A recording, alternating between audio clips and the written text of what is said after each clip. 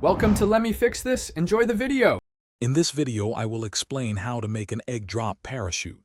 First, gather your materials: a plastic bag, string, tape, and one egg. The plastic bag should be a lightweight, approximately 13-gallon size. You'll need 4 pieces of strong string, each about 24 inches long. Make sure your egg is raw and ready for its big drop. Next, let's build the parachute canopy.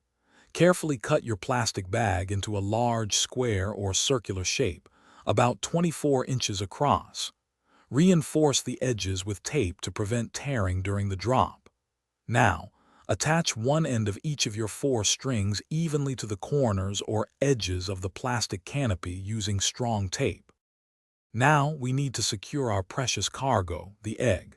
Create a small harness or basket for the egg using extra string or a small paper cup.